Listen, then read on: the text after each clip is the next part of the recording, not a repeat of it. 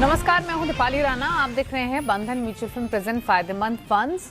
और आज के शो में हम बात करेंगे मेरई एसेट ग्रेट कंज्यूमर फंड की। और इसी पर बातचीत करने के लिए मिस्टर सिद्धांत छबड़िया हमारे साथ मौजूद हैं, जो कि फंड मैनेजर हैं मेरई एसेट म्यूचुअल फंड से। सिद्धांत नमस्कार, स्वागत है आपका।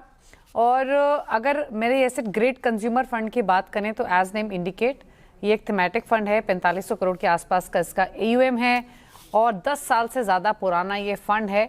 Over period of time wealth creation इस फंड के थ्रू हुई है। 10 इयर्स अगर किसी ने होल्ड रखा है तो 100% से ज़्यादा के रिटर्न मिले हैं। 5 सालों में लगभग 25% के, और पिछले 3 सालों में भी जो रिटर्न्स रहे हैं वो पॉजिटिव साइड पर रहे हैं। तो एक आउटलुक समझेंगे पोर्टफोलियो में इस तरीके की फंड की प्लेसमेंट कहाँ हो सकती है, कौन से कैटेगरी ऑफ इन्वेस्टर्स के लिए बना है और क्या इन्वेस्टमेंट स्ट्रैटेजी या इन्वेस्टमेंट राशनाले रहता है, इस सब बारीकियों पर सिद्धांत से बातचीत करेंगे। सिद्धांत नमस्कार, स्वागत है आपका। धन्यवाद मुझे शो पे बुलाने के लिए। अच्छा सिद्धांत, इस फंड के बारे में तो बातचीत करेंगे, लेकिन पहले क्विकली एक राय आपकी मार्केट्स पर। इस साल की शुरुआत से लेकर अब तक जो टाइम गया है वो काफ़ी उथल पुथल भरा रहा है मार्केट्स के लिए, न्यूज़ फ्लो के हिसाब से, रिटर्न्स के हिसाब से। लेकिन फाइनली अब थोड़ी सी स्टेबिलिटी के इंडिकेशन मिल रहे हैं। सबसे पहला सवाल, इस तरीके के माहौल में क्या अप्रोच आपकी रहती है, क्या सजेशन आप क्लाइंट्स को देते हैं और अब व्यू क्या बन रहा है यहाँ से मार्केट्स को लेकर?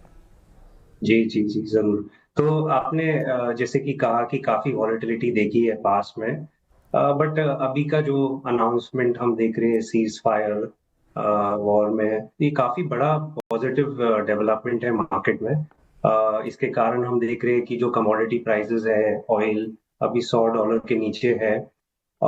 इस क्राइसिस में अगर हम स्टडी करें तो सबसे बड़ा चैलेंज था सप्लाई साइड का। एक्चुअली डिमांड साइड इस बार अभी तक हमने डिमांड डिस्ट्रक्शन नहीं देखा है। तो जैसे कि सीज फायर अनाउंसमेंट हुआ है, हम इकोनॉमी की नॉर्मलसी काफी फास्ट इस बार देख सकते हैं। और वैल्यूएशन की अगर बात करें तो सितंबर 2024 से मार्केट एक कंसोलिडेशन फेज में रहा है, क्योंकि तब से वैल्यूएशन भी एक्सपेंसिव थे और हमने लास्ट 1.5 साल में अर्निंग्स का भी स्लो डाउन देखा है। इसके कारण वैल्यूएशन पीक से 20 से 25% करेक्ट हुए। अगर हम प्राइस टू बुक देखें, जो और रेलेवेंट मेट्रिक होता है ऐसे सिनेरियो में, तो वैल्यूएशन और इंडिया का जो प्रीमियम भी है दूसरी मार्केट से अगर ग्लोबली कंपेयर करें, वो भी प्रीमियम अभी काफी करेक्ट हो चुका है पीक से, क्योंकि इंडिया ने अंडर परफॉर्म किया है। और सबसे इम्पोर्टेंट चीज जो है अर्निंग की, ये क्राइसिस के स्टार्ट होने के जस्ट पहले हम देख रहे थे Q4 में और Q3 में भी अर्निंग की रिकवरी फिर से चालू होने लगी थी। और इसका रीजन ये रहा है कि गवर्नमेंट ने काफी इनिशिएटिव्स लिए थे last year, income tax, GST cut, और RBI ने भी जो इंटरेस्ट रेट कट लिए थे। इसके कारण रिकवरी और पॉजिटिविटी काफी थी ऑन ग्राउंड। बट ये जो वॉर के कारण चीजें रुक गई थी, but I think cease fire के कारण थिंग्स रिकवर काफी फास्ट हो सकती है। तो हाँ, हमारा एडवाइस यही रहा है कि वैल्यूएशंस अट्रैक्टिव है और इन्वेस्टर्स को ये अपॉर्चुनिटी लेना चाहिए लमसम इन्वेस्टमेंट के फॉर्म में। ओके, तो ये तो मार्केट्स पर व्यू हुआ, लेकिन अब आते हैं मेरे एसेट ग्रेट कंज्यूमर फंड की। तो पहले तो आपसे बेसिक चीज़ ही समझना चाहेंगे कि ये फंड है क्या, क्या अप्रोच आपकी इस फंड के थ्रू रहती है? जी, तो ये फंड इन्वेस्ट करती है इंडिया के सारे जो B2C कंपनीज है, कंज्यूमर फेसिंग कंपनीज है। और ये फंड में काफी डाइवर्सिफाइड सेक्टर्स आते हैं। तो आप देखोगे कि इंडिया का जो इकोनॉमी है, लगभग 60% कंजम्पशन है GDP के शेयर में, तो काफी बड़ा थीम है। इसके अंदर आपके पास FMCG है, consumer discretionary, autos, e commerce, real estate, health care, telecom, tourism, काफी वाइड बास्केट है। और कंजम्पशन एक सेक्टर ऐसा है कि ये फंड 15 साल पहले लॉन्च हुआ था और तभी तभी भी थीम काफी रेलेवेंट थी। और अभी भी थीम हमें लगता है कि नेक्स्ट 2 डेकेड्स तक रेलेवेंट रहेगी। तो काफी लॉन्ग टर्म थीम है, सेक्युलर इन नेचर है। और जैसे कि इंडिया का पर कैपिटा इनकम ग्रो हो रहा है, ऑप्शंस ये थीम में काफी बढ़ रही है लिस्टेड स्पेस में इन्वेस्ट करने के लिए। Okay okay. अच्छा, सिद्धांत, जैसे आपने खुद कहा कि जो कंजम्पशन थीम है वो एक काफ़ी बड़ा अम्ब्रेला है, उसके अंडर काफ़ी सारे सेक्टर्स आ जाते हैं। लेकिन अगर हम कुछ मेजर सेक्टर्स की बात करें जिसमें ऑटोज़ हो गया, एफएमसीजी हो गया या फिर रिटेल हो गया, किस तरीके से आपकी अप्रोच रहती है सेक्टर एलोकेशन के पॉइंट ऑफ व्यू से इस पूरी कंजम्पशन थीम में? जी जी। तो जैसे कि अभी पोर्टफोलियो कंस्ट्रक्शन की बात करें तो हम अभी कंज्यूमर डिस्क्रिशनरी सेक्टर पे ओवरवेट है and at the same time FMCG sector में अंडरवेट है।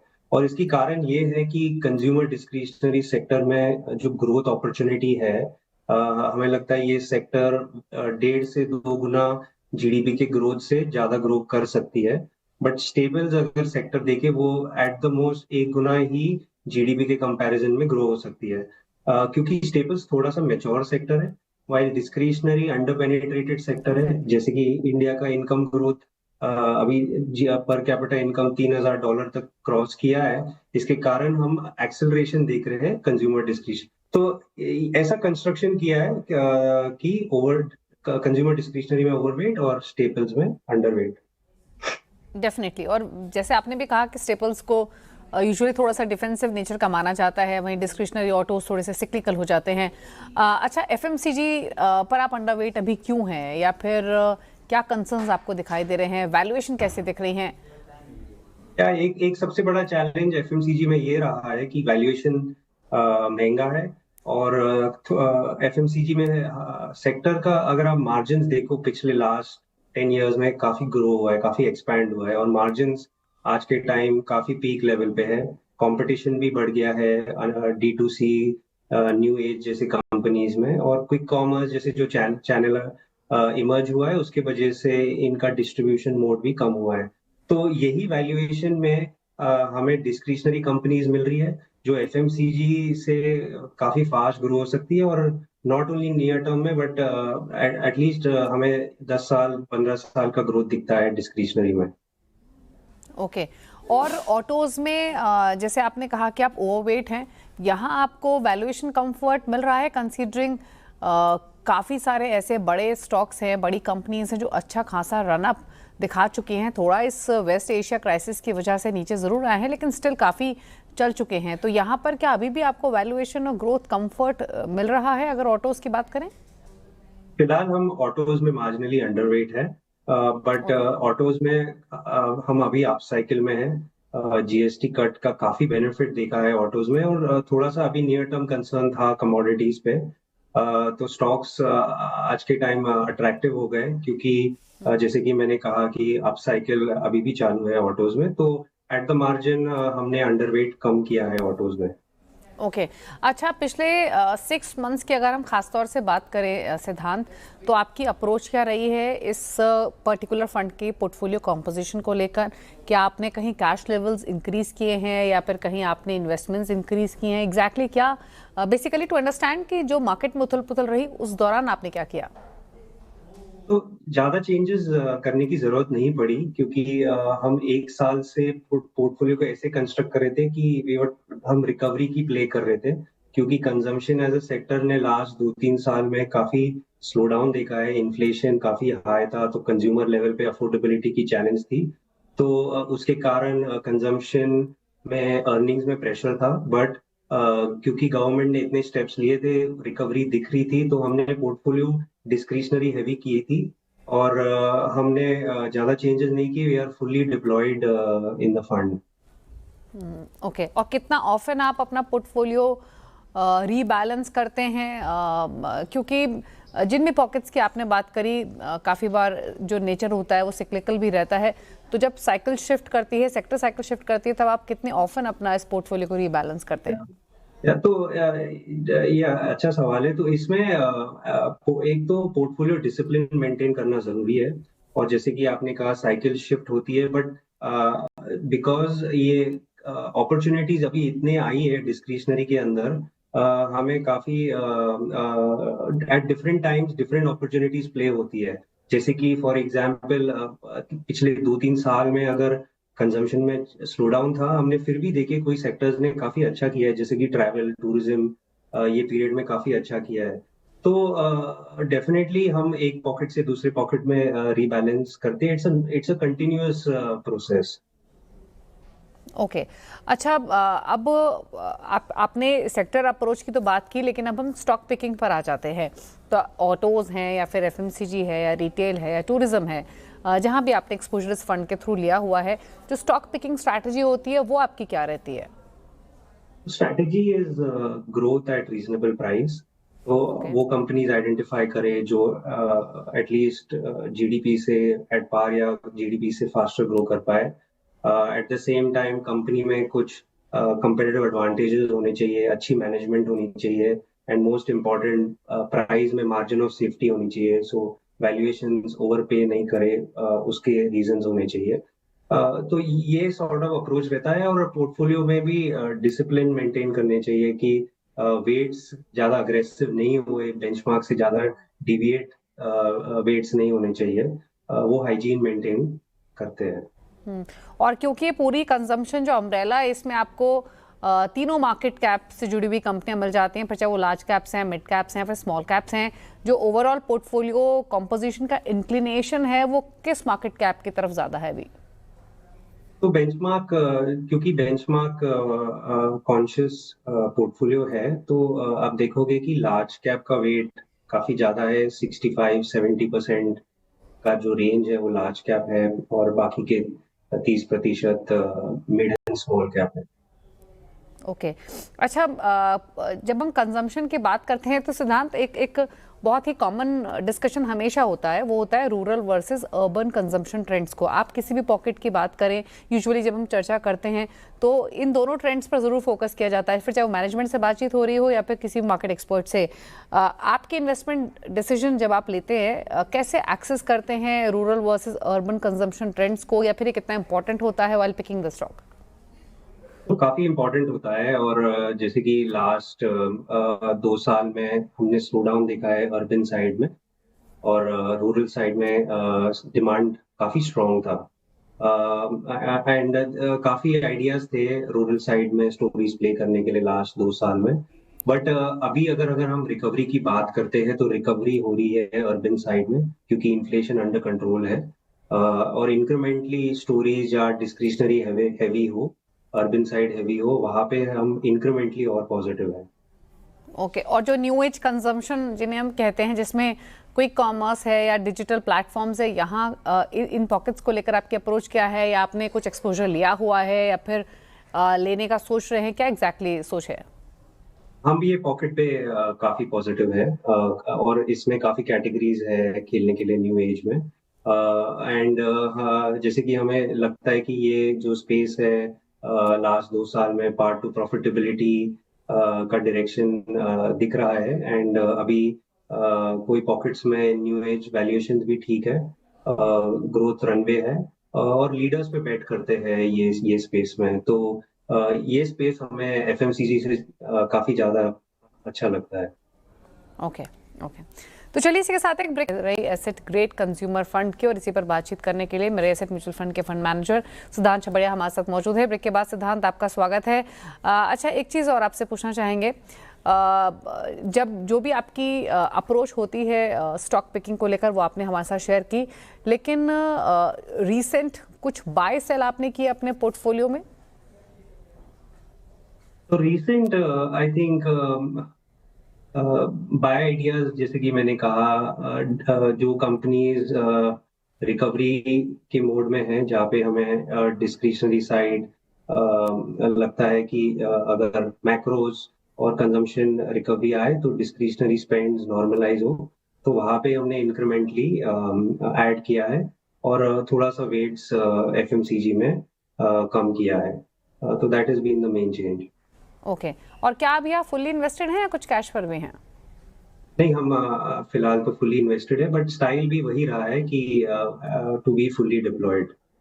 ओके। अच्छा, अगर हम स्टॉक पिकिंग की वापस बातचीत करें, तो जो आपका ओवरऑल पोर्टफोलियो है उसमें by what percentage is driven by top down या फिर बॉटम अप, एग्जैक्टली क्या अप्रोच आप लेकर चलते हैं? तो फिलॉसफी हमेशा रहता है bottoms up. And after we build stock picking bottoms up होता है, and at the end of the day हम हमारे जो सेक्टोरल वेट्स है वर्सेस बेंचमार्क, उसका भी हाइजीन देखते हैं, ज्यादा एक्सट्रीम डिविएशन वेट्स नहीं करे सेक्टोरल से from benchmark, but stock picking is bottoms up. Okay और क्या कोई सेट पैरामीटर है सिद्धांत की पोर्टफोलियो में कब कैसे बदलाव करने हैं? आई एम श्योर मॉनिटरिंग तो डे टू डे बेसिस पे होती होगी, लेकिन रिव्यू कहें या फिर रीबैलेंस करना हो, मतलब कोई भी आपने स्टॉक या कंपनी या सेक्टर पे किया है, कितना समय आप उसे देते हैं यूजुअली अपने पैरामीटर्स पर खरा उतरने के लिए, उसके बाद नेसेसरी बदलाव करते हैं? ऐसे कोई फिक्स्ड आंसर नहीं है, बट सेल कॉल्स काफी हद तक तब ड्रिवन होती है कि जैसे कि अगर हमें लगता है कोई स्टॉक का वैल्यूएशन काफी एक्सपेंसिव हो जाता है, या तो कोई कंपनी जो हमारे अजम्पशंस है वो कंपनी वो अजम्पशन से कॉन्स्टेंटली डिसअपॉइंट कर रहा है, मार्केट शेयर लूज कर रहा है, और सामने हमें और बेटर अपॉर्चुनिटीज दिखती है, तो स्विच आइडिया जनरेट होता है। तो ऐसे काफी रीजंस होते हैं टू कॉन्स्टेंटली रीबैलेंस। और जैसे आपने भी पहले कहा कि सारे सब सेक्टर्स एक टाइम पे नहीं चलते हैं, तो जो मीडियम टर्म आउटलुक होता है कोई सेक्टर का इम्प्रूवमेंट होते हुए और कोई सब सेक्टर का अगर आउटलुक खराब होते हैं, तो हम वो हिसाब से भी सब सेक्टोरल भी स्विच आइडियाज जनरेट होती है। ओके तो क्या कुछ आपके इंटरनल कुछ बेंचमार्क्स हैं जिनके बेसिस पे आप परफॉर्मेंस को इवैल्यूएट करते हैं अपने पोर्टफोलियो स्टॉक्स की? और प्लस इसके साथ एक चीज़ और, जैसे आपने कहा कि ग्रोथ को आप एक प्रायोरिटी देते हैं, बट कई सारे फैक्टर्स होते हैं जब स्टॉक पिकिंग की बात होती है, इसमें वैल्यूएशंस भी है, ग्रोथ भी है, कॉर्पोरेट गवर्नेंस भी है, मोमेंटम भी है, तो किस कैटेगरी में या फिर किस पायदान पर आप किस पैरामीटर को रखते हैं? तो फर्स्टली जो स्टॉक्स हम इवैल्यूएट करते हैं वो हमारा जो बेंचमार्क है निफ्टी कंजम्पशन, वो बेंचमार्क से पोर्टफोलियो का परफॉर्मेंस इवैल्यूएट करते हैं। और जैसे कि आपने कहा packing order growth oriented style है, but of course management quality, corporate governance, ये सारे फैक्टर्स भी काफी इम्पोर्टेंट है, एंड वैल्यूएशन। ओके अब अगर इस फंड की हम प्लेसमेंट की बात करें सिद्धांत, तो पहले तो आप रिस्क पॉइंट ऑफ व्यू से इसे कहाँ प्लेस करते हैं? तो पहले तो जनरली अगर आप थीमेटिक कोई भी थीमेटिक फंड देखें, तो ये जो थीम है, पहले तो ये नैरो थीम नहीं है, काफी वाइड थीम है, जैसे कि मैंने कहा 60% ऑफ इंडिया जीडीपी। और दूसरी बात, ये थीम सेक्युलर इन नेचर है, तो ये थीम को जैसे कि जनरल थीमेटिक होता है कि टाइम करे कि ये थीम कब अप साइकिल है और कब डाउन साइकिल है, एंट्री एग्जिट पॉइंट्स टाइम करने पड़ते हैं। ये थीम बिकॉज सेक्युलर है, इनमें लॉन्ग टर्म कॉल ले सकते हैं, एंड दैट्स व्हाई हमें लगता है कि ये थीम में अभी भी 2 डेकेड की स्टोरी पॉजिटिव है। सो और तीसरी बात, इन कंपनीज जो हम इन्वेस्ट करते हैं, इनकी जो कैश प्रोफाइल हो या बैलेंस शीट है कंज्यूमर कंपनी, या हम जैसे कहते हैं कि प्राइसिंग पावर हो ये कंपनीज की, काफी स्ट्रांग है। और इसके कारण डाउनसाइड प्रोटेक्शन हमें मिलता है जब भी कोई क्राइसिस हो या रिस्क इवेंट हो, क्योंकि कंजम्पशन जनरली डोमेस्टिक फेसिंग है और जनरली बाउंस बैक काफी फास्ट करते हैं। तो कभी भी ये थीम देखे तो पहले तो लॉन्ग टर्म है, और दूसरा रिस्क पॉइंट ऑफ व्यू से देखे तो रिस्क रिवॉर्ड से इवैल्यूएट करना चाहिए, ना रिस्क रिवॉर्ड बेसिस पे ये काफी अट्रैक्टिव थीम लगती है। और कितना होराइजन एटलीस्ट आपके हिसाब से होना चाहिए किसी भी व्यूअर का, इन्वेस्टर का, अगर वो एक्सपोजर ले? पहला पार्ट। और इसी का दूसरा पार्ट ये कि आमतौर पे जब हम पोर्टफोलियो कॉम्पोजिशन की बात करते हैं तो एक जनरल व्यू जो रहता है एक्सपर्ट्स का, वो ये कि थीमेटिक फंड से बचना चाहिए आप, क्योंकि ये कभी चलते हैं कभी नहीं, सिक्लिकल इनका नेचर होता है। हालांकि consumption I agree it's a different story, क्योंकि ये काफ़ी बड़ा थीम है, बट स्टिल पोर्टफोलियो में आपके हिसाब से इस फंड की रेलेवेंस क्या हो सकती है अगर कोई एक्सपोजर ले? तो पहले तो जो भी ये फंड में आए, एटलीस्ट 5 साल का इन्वेस्टमेंट होराइजन होना चाहिए to get the full benefits, क्योंकि फेजेस भी आते हैं, जैसे कि लास्ट 2 साल स्लो डाउन देखा है कंजम्पशन में, बट अभी हम रिकवरी की बात कर रहे हैं, तो एटलीस्ट 5 इयर्स ये थीम को देना चाहिए। और सेकेंडली क्या प्रपोर्शन रहना चाहिए एक इन्वेस्टर के पोर्टफोलियो में, वो उनके रिस्क प्रोफाइल पे डिपेंडेंट है, but generally as a thumb rule 10 to 15% exposure देना चाहिए। और इसके रीजन ये भी है कि जैसे कि आप कोई भी डाइवर्सिफाइड फंड देखो, आपको फुल एक्सपोजर कंज्यूमर में इतना नहीं मिलता है। कोई भी डाइवर्सिफाइड फंड में 20-25% कंजम्पशन का शेयर रहता है, बट जीडीपी में 60% शेयर है। तो वो थोड़ा ब्रिज करने के लिए, वो इंडिया स्टोरी प्ले करने के लिए आपको कंज्यूमर थीमेटिक में वन कैन इन्वेस्ट। ओके। अच्छा सिद्धांत, एक चीज़ और, जब हम कंजम्पशन की बात करते हैं, आप किसी भी नॉर्मल इन्वेस्टर से बात करेंगे तो सबसे पहली जो थीम या सेक्टर जो जहन में आता है वो एफएमसीजी आता है। एफएमसीजी के बारे में आपने बातचीत की, तो मैं यहाँ दो चीज़ आपसे समझना चाहूँगी। एक तो ओवरऑल एफएमसीजी सेक्टर पर यहाँ से आपका व्यू क्या है, क्योंकि क्या आपको लगता है कि भले अभी वैल्यूएशन कंफर्ट नहीं है या कुछ और कंसर्न्स हैं, बट स्टिल स्ट्रॉन्ग मोट हो सकता है यहाँ पर भी। और दूसरा ये कि अगले अगर 2-3 सालों का या 4 सालों का आउटलुक लेना चाहें तो विद इन कंजम्पशन कौन से वो सब सेक्टर्स हैं जिन पर आप सबसे ज़्यादा बुलिश हैं? जी, तो पहले तो एफएमसीजी में मुझे लगता है कि स्टॉक सिलेक्टिव होना जरूरी है, क्योंकि काफी कंपनीज अभी स्ट्रगल कर रही है ग्रोथ के लिए, नॉट ओनली क्योंकि मैक्रो का चैलेंज है, बट क्योंकि मार्केट शेयर का चैलेंज हो, या बिजनेस में मैच्योरिटी हो, या डिस्ट्रीब्यूशन जो मोड था वो चैलेंज है। तो स्टॉक सिलेक्टिव हमें वो कैटेगरीज एफएमसीजी में आइडेंटिफाई करनी पड़ेगी जहाँ जीडीपी से एटलीस्ट एट पार ग्रो कर का है। तो हमें जैसे लगता है कि food as a space FMCG में हम और पॉजिटिव है as compare to personal care या ब्यूटी। तो स्टॉक सिलेक्टिव होना जरूरी है, क्योंकि वैल्यूएशंस काफी एक्सपेंसिव है, और वो कंपनीज में इन्वेस्ट करें जहां एटलीस्ट मार्जिन मेंटेन हो पाए या मार्जिन का एक्सपेंशन का स्कोप है।